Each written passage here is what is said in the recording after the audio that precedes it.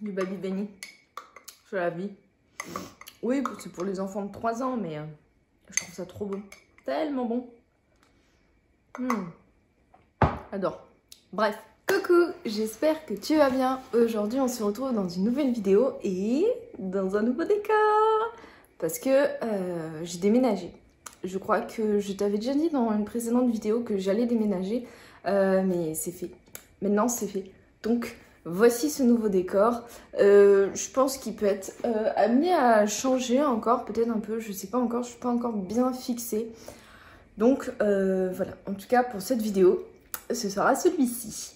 Et dans le vlog Grisha qui va sortir dans le mois prochain, donc mois d'avril, je pense, j'espère, je suis aussi dans ce décor là. Donc voilà, c'est le vlog Grisha tome 2, c'est vraiment la première vidéo que j'ai tournée dans ce nouvel appartement. Et donc là, je te filme ma deuxième vidéo qui sortira avant le vlog Grisha. Tout ça est très logique, n'est-ce pas? Donc, c'est un point lecture de mes lectures de février. Je n'ai pas beaucoup lu en fait en février, notamment parce que un livre en particulier m'a duré beaucoup trop longtemps et ça a été une déception. Mais ça, je t'en parlerai du coup un petit peu plus après. Petite précision, par contre, je n'ai pas les livres là avec moi parce que en fait, je n'ai pris avec moi que ma palle. Donc je n'ai pas tous les livres lus avec moi, donc voilà, ceci explique cela. Donc à chaque fois je te mettrai une petite image juste ici pour que tu puisses voir exactement de quel livre je parle. Mais je pense que tu as déjà dû au moins entendre parler des livres que je vais te présenter. Le premier livre que je vais te présenter, donc c'est un coup de cœur incroyable. C'est donc Obsidio, le 3e tome et dernier tome aussi de la saga Illuminae, donc que moi j'ai lu en version originale en anglais. Et ce 3e tome, ça a été de la bombe atomique. J'ai adoré, adoré, adoré chaque page de ce roman. C'était vraiment hyper bien. J'ai beaucoup aimé le dynamisme vraiment de ce dernier tome. Il se passe 1 milliard de choses, il se passe tout le temps quelque chose. C'est vraiment incroyable. J'ai vraiment adoré l'effet page turner qui rend complètement accro et ce qui fait que en fait je l'ai lu très rapidement, même si c'est un roman en anglais. J'ai adoré tous les rebondissements, surtout les passages avec Aidan. C'était juste trop bien. Je crois que Aidan, en fait, est mon personnage préféré, même si je sais pas trop si on peut parler de personnage dans ce cas-là. Mais vraiment, pour moi, Aidan, il fait tout le roman et sa relation avec Caddy aussi est incroyable. J'adore. Et voilà, il y a clairement des passages qui m'ont brisé le cœur. J'ai pleuré pendant ce dernier tome tellement c'était incroyable. Même si depuis le début, on sait comment ça va se finir, on a quand même très peur pour les personnages. Et j'ai adoré comment tout ça s'est terminé, comment toute l'histoire a été conclue. Vraiment, chaque personnage a sa place dans ce dernier tome, a son rôle qui est hyper important. Et par contre, j'ai trouvé que c'était un peu dommage qu'on voyait moins Asha et Rhys, donc le dernier couple. Tout simplement parce que vu qu'on a déjà tous les 4 personnages principaux des 2 autres tomes qui se rajoutent à ce tome-ci, on voit peut-être moins leur relation, leur symbiose ensemble. Et donc, du coup, moi, personnellement, je me suis moins attachée à eux. Mais c'était quand même hyper bien et hyper bien tourné. Vraiment, cette saga, c'est une pépite. Et ce dernier tome est vraiment incroyable. Donc, si vous cherchez une bonne saga de SF avec un format vraiment atypique, avec de l'humour, avec des retournements de situation, avec des personnages très attachants, une intelligence artificielle hyper complexe, je vous recommande vraiment cette saga parce que moi, au final, la saga tout entière a été un coup de cœur et je l'adore. Ça a été mon premier coup de cœur de l'année 2021. Je t'ai pas fait d'ailleurs le résumé de Obsidio, mais tout simplement parce que c'est un tome 3 et de toute façon, il y aura les résumés des livres que je t'aurais présentés dans la barre d'infos. Donc si tu veux en savoir plus sur ces romans-là, je t'invite à aller voir. Deuxième roman dont je vais te parler, il s'agit de Vampiria, le tome 1 de Victor Dixon, La Cour des Ténèbres.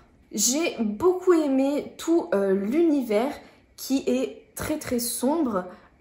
Franchement, c'est l'univers le plus sombre que Victor Dixon nous ait proposé jusqu'à maintenant. Et c'est vraiment un univers très très sombre qui nous a sorti. C'est vraiment dans le registre horrifique pour moi, je trouve.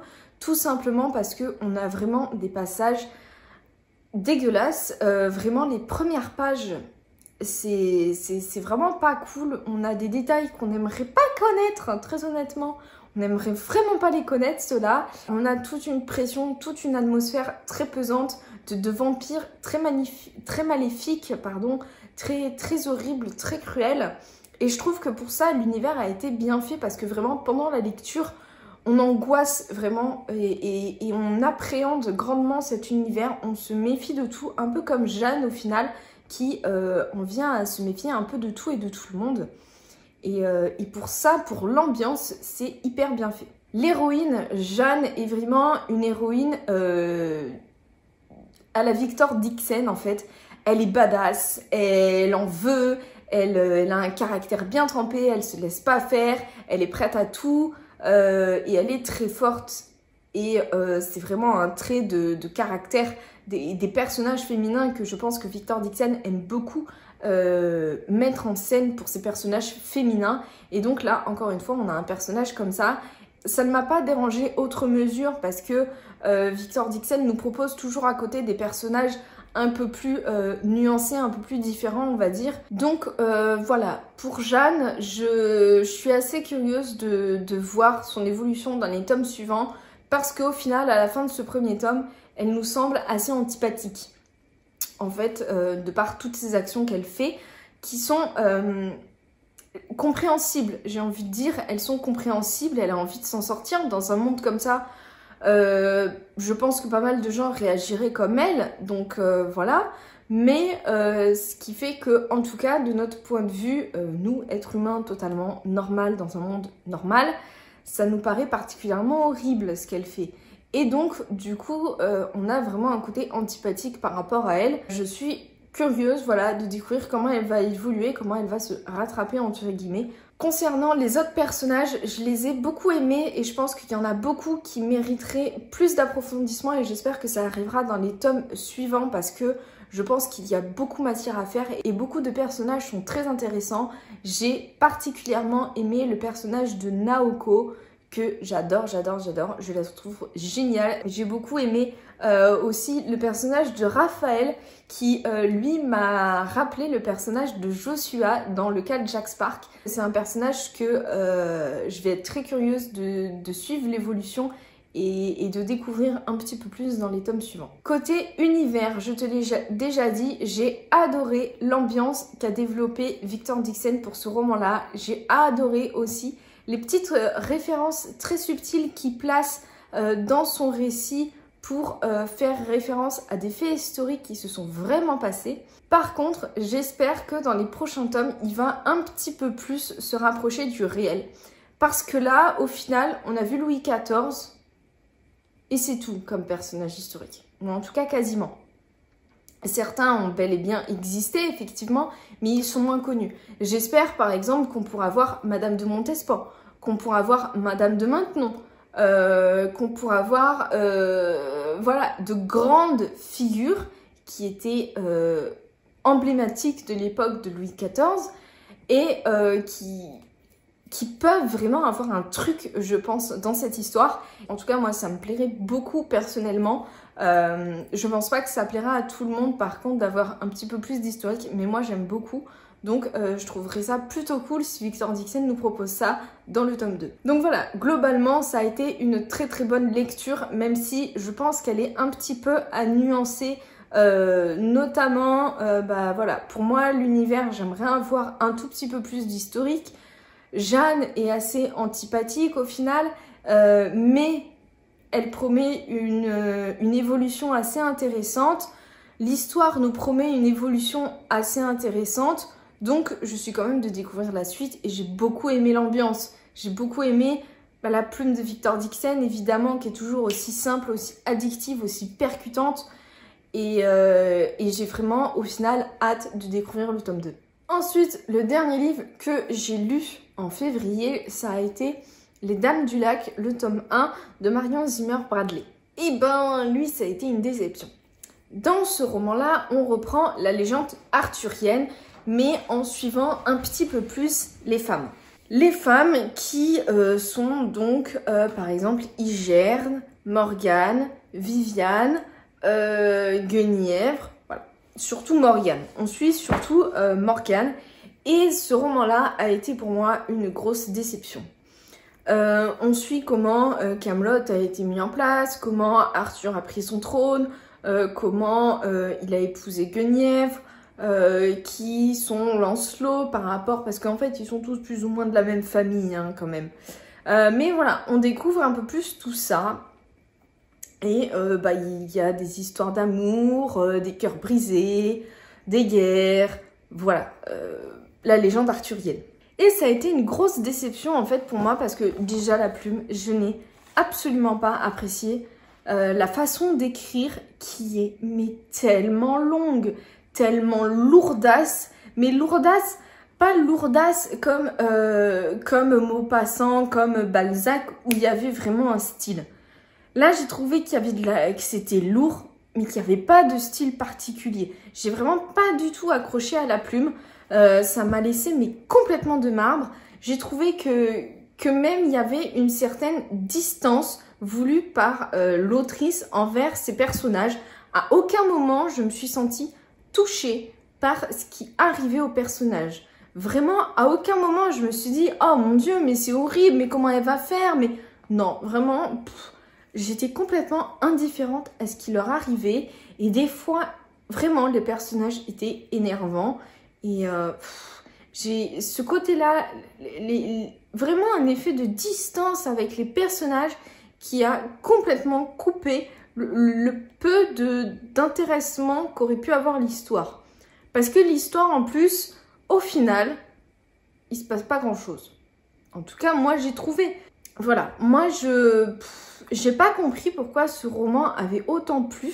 Alors, je sais qu'il vient d'une autre époque, qu'il a été écrit il y a pas mal de temps maintenant.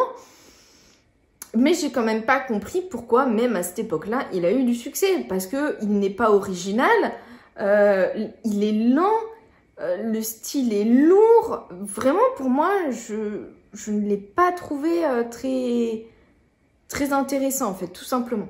J'avais aussi entendu parler de ce roman parce que, justement, vu qu'il parlait de femmes dans la légende arthurienne, qui se concentrait sur les femmes de la légende arthurienne, j'avais entendu dire que c'était féministe, que on avait vraiment un côté comme ça, place des femmes, que dalle, hein. Enfin, en tout cas, moi, j'ai vraiment pas trouvé. Avec moi, ça l'a pas du tout fait. Je l'ai trouvé très froid, très indifférent, très plat.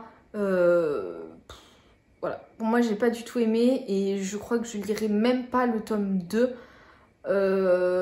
Voilà, je lirai même pas le tome 2. Donc voilà, je le répète encore une fois, c'est mon avis personnel. Il n'engage que moi. Si tu as aimé ce roman-là, tant mieux.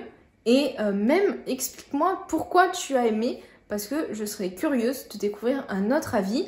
Et vraiment, c'est très cool pour toi si tu as passé un bon moment de lecture, c'est tout ce qui compte. Donc voilà, je vais te laisser là. Je crois que j'ai pas mal parlé. Oui, je crois que j'ai pas mal parlé, effectivement. Au vu du temps qu'il y a affiché sur la caméra, j'ai pas mal parlé. Trop parlé. C'est très possible. Mais voilà, ça fait très longtemps que j'ai pas filmé aussi. Donc je reprends un petit peu mes marques. En tout cas, j'essaie de reprendre mes marques. J'essaierai la prochaine fois de te faire quelque chose d'un peu plus concis peut-être.